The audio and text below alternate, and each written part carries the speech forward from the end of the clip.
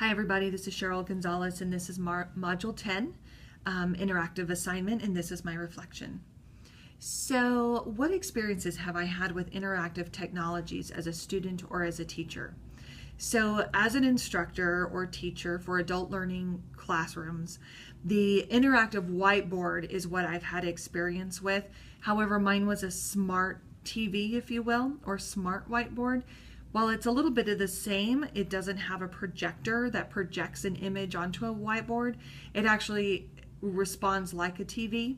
So you do have a pen, just like the interactive whiteboard, and you write on the screen, but there are no shadows. So you don't have a projector projecting from behind you. It actually reflects from within like a TV does. Now, one of the things that I thought was interesting is students of all ages like these whiteboards. The adults that I teach were very entertained by it. You can actually print right off of one, which was useful because they can draw an image on it, maybe label an image or work out calculations. Then I can print it to my printer and then distribute that to the students for a study guide. Now, one thing that I thought was interesting is they have touch recognition, no book software, which is so helpful, especially in this day and age. People don't like carrying around books, and you don't need any pens. If you lose a pen, you can use your finger.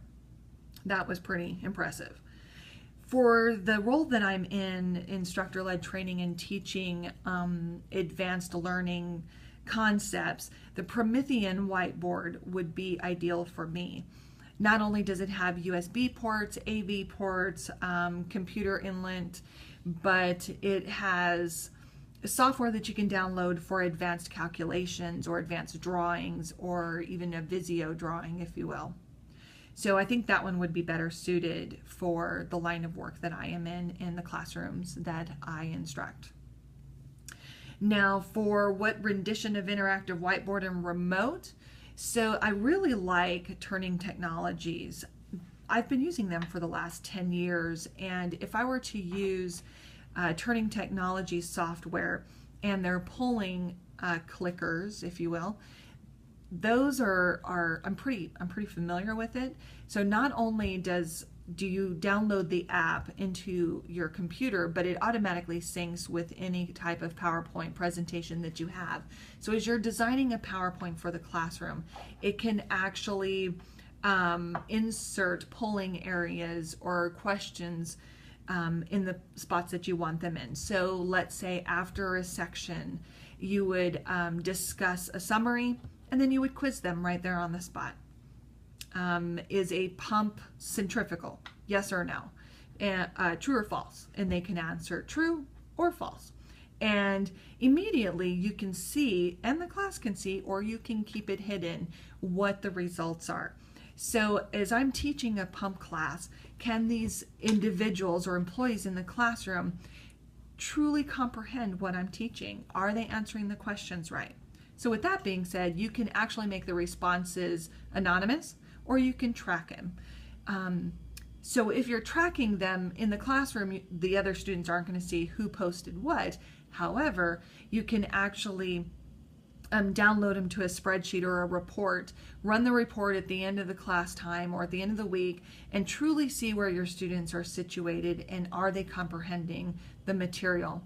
For me, it really helps when I'm audited by a government agency. I can pull out these reports and prove to the government agency that yes, this individual did comprehend what he was learning, and if there was an incident, it wasn't related to training comprehension or material comprehension. Okay, so the next thing is reading the article. What I've known, but this article just solidified it for me, was that there was an increase of learning by using these types of devices, as much as 20% in a classroom. One of the students that had a learning disability said that it actually forced him to pay more attention when he was engaged in responding when the request was for a response. So I've seen that as well. Now, I didn't have data behind it, so this article definitely had the data proven, but I've seen adults with ADHD that have a hard time focusing in the classroom, and they were able to answer questions and sit quietly in their chair and remain focused with everyone else as the questions were being asked. And also it can be quite competitive. Now, if the students have figured out a way, and they did when I ran a pilot, the students figured out that each individual polling clicker had a serial number attached to it. And with that serial number, they were able to figure out who was answering what before I was smart enough to hide hide them so they were anonymous. So they figured that out, and I had to learn real fast in order to hide those so it could be a little fair and they wouldn't rib anybody that had low scores. Now, as far as the application that I would use in my classroom, the one that I liked the most was the Socrative app. So not only is it colorful and vivid, and it really shows some really neat interactive games, but again, in my line of work, I have to prove competency and comprehension, and it has those advanced features that can record scores and such when needed. So I think for my type of learning environment, that's the one that would be most suited for me. The other thing that it does is there's assessments, common assessments, and it says that they save time by sharing common assessments of any curriculum type, including multiple choice, custom rubric, and more. So that would be great because I could share that with other teachers. So I establish it, share it with other instructors throughout my department, and we are all remaining consistent.